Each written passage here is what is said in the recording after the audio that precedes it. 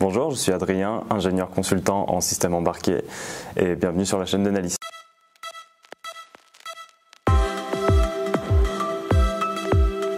Donc je suis ingénieur en système embarqué, ça fait maintenant 4 ans et demi que je suis à ce poste d'ingénieur. Pour cela, j'ai fait une classe préparatoire physique-technologie, puis j'ai rejoint le groupe des mines Télécom à Saint-Étienne. Spécialité système embarqué et télécommunications. J'ai également fait en parallèle un double diplôme en management et gestion des organisations. Avant tout du développement et également l'intégration de tout ce qui a été développé côté applicatif, beaucoup de documentation, surtout pour les projets qui sont de grande envergure, du support au niveau des équipes pour répondre à tout ce qui est question, de la maintenance et du développement en fait des outils.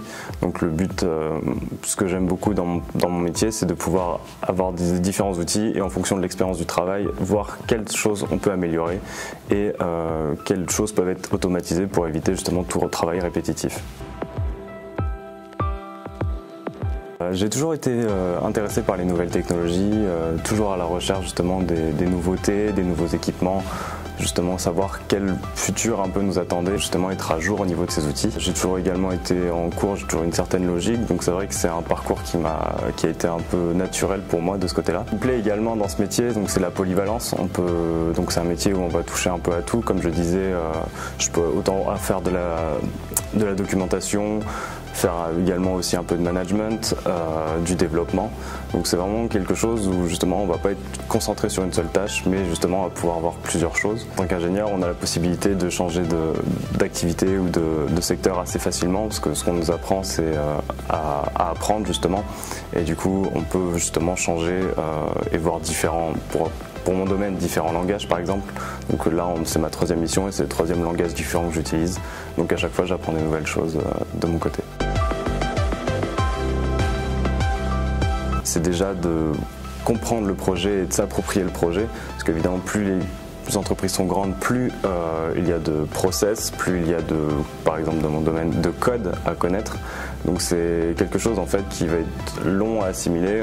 On part généralement entre 6 et 8 mois pour les grandes entreprises. On ne maîtrise jamais complètement un projet, on n'est jamais dans une certaine zone de confort. Il faut sans cesse en fait apprendre le projet. Dès qu'on maîtrise quelque chose, on va être forcément buté sur un nouveau problème, une nouvelle problématique. Donc c'est un peu le principal challenge dans mon poste. Après il y a également aussi des challenges humains, parce qu'on va devoir collaborer avec les autres équipes, avec les projets, avec les clients, et du coup il va y avoir une partie quand même communication et partie gestion un peu de ce côté-là qui va également être à gérer. Un dernier point aussi au niveau de challenge, c'est quelque chose que j'aime beaucoup faire pour ma part, c'est gérer en fait son planning et ses tâches pour à la fois remplir ses objectifs, mais aussi pouvoir apporter du support aux autres équipes.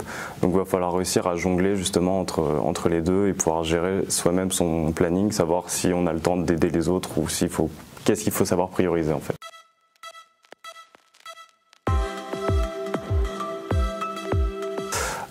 Déjà, le secteur industriel ou même le secteur dans sa globalité va être beaucoup plus amené à être automatisé et à travailler de façon autonome. On voit ça aujourd'hui avec le développement par exemple des intelligences artificielles. Pour prendre un exemple assez connu, donc avec l'arrivée de ChatGPT par exemple, qui est quand même une grosse évolution, on peut coder automatiquement, on peut faire des codes faciles, donc on peut imaginer que c'est quelque chose qui va s'améliorer avec le temps et qui du coup va remplacer par exemple les développeurs ou même d'autres postes, pour des fonctions qui sont les plus simples en tout cas.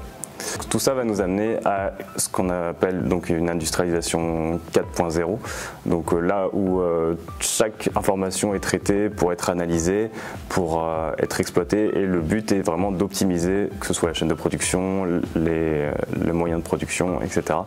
Donc on va vraiment être de plus en plus géré par des choses qui sont automatiques, des robots, etc. Donc qui sera un vrai challenge, ce sera de pouvoir travailler en collaboration avec tout ce qui sera automatisé, les IA, les robots, etc.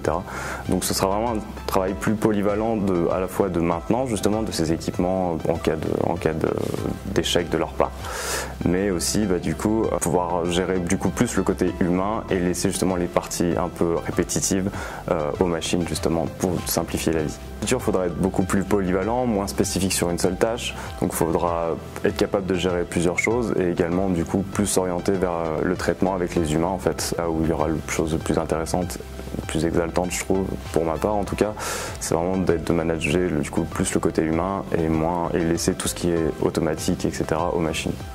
Donc le futur, c'est qu'il y aura des nouveaux postes qui se créeront justement vis-à-vis de cette automatisation, donc des personnes qui seront vraiment spécialistes dans cette automatisation, et ça va être également du coup la nouvelle création dans ce genre de poste. Et ce sera aussi beaucoup d'externalisation je pense pour justement faire des plus petits projets d'optimisation de procédures ou de process, juste le temps d'un projet ou pour une entreprise, et puis après justement proposer ces services à d'autres entreprises ou des choses comme ça. Donc il y aura des nouveaux rôles dans les entreprises pour automatiser. Ces entreprises vont beaucoup faire appel à tout ce qui est environnement externe qui seront spécialisés à la fois dans l'automatisation ou même juste dans la sous-traitance. Donc il y aura vraiment un échange, donc il y aura encore plus d'échanges qu'aujourd'hui avec l'international, parce que chacun aura un peu ses spécialités et ses domaines de prédilection justement. Merci à tous de m'avoir écouté. Si vous souhaitez rejoindre Nalis ou avoir plus d'informations concernant les postes, toutes les informations sont disponibles dans la barre d'informations. N'hésitez pas à vous abonner à la chaîne de Nalis pour plus de vidéos et puis à la prochaine.